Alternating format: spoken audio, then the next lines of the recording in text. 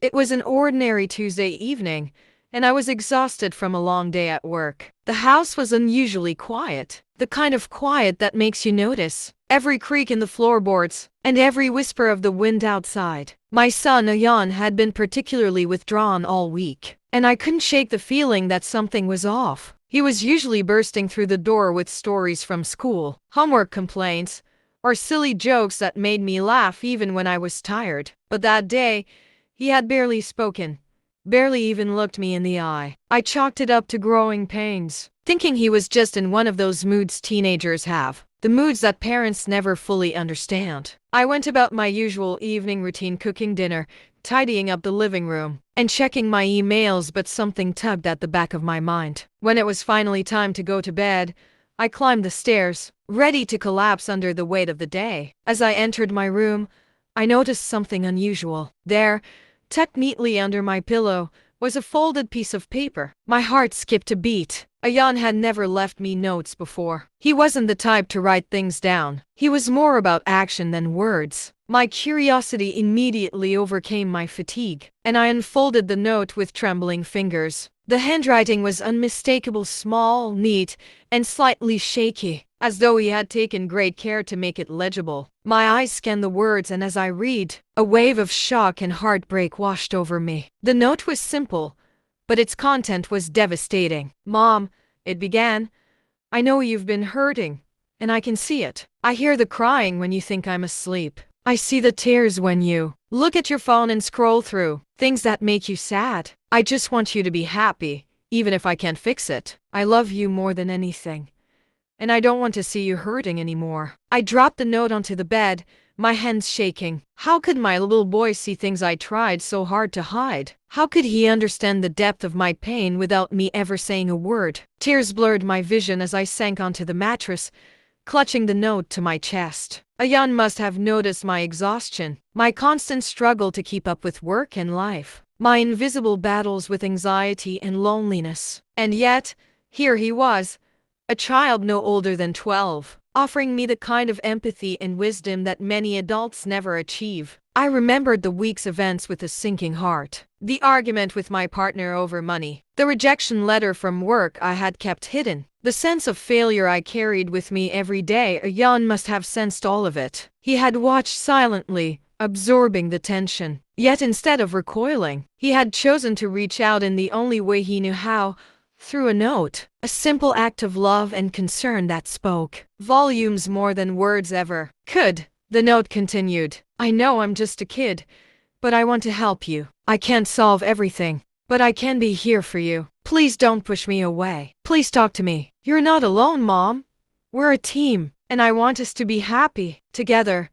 The words felt like a knife to my heart and a bomb at the same time. The honesty and courage in Ayan's writing were almost too much to bear. I had always told him to share his feelings, to speak up when something was wrong. But here he was, modeling that very bravery, trying to guide me through my own silence. I ran my fingers through my hair, my mind racing. I had been so caught up in my adult problems that I had neglected the emotional needs of the one person who depended on me unconditionally. And yet, in that moment, I realized that the roles had shifted. Ayan was no longer just my child. He had become my anchor, my reminder of what truly matters. He didn't need me to be perfect. He didn't even need me to be happy all the time. He just needed me to show up, to let him in, to acknowledge the pain and the love that coexisted in our lives. I called out softly, "Ayan?" There was a pause before his little footsteps echoed down the hallway. He peeked around the door,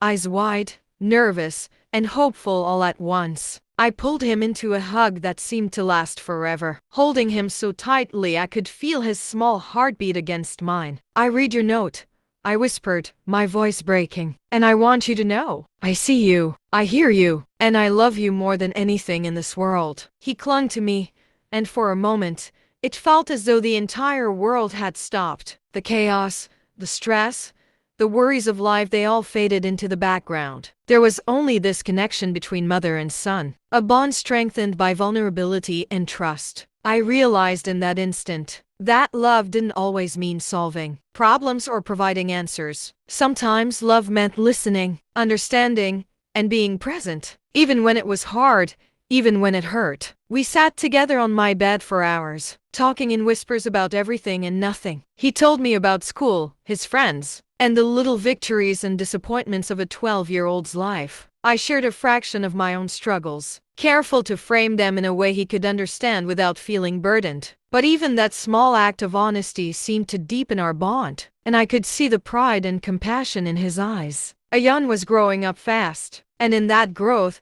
he had taught me a lesson I would never forget.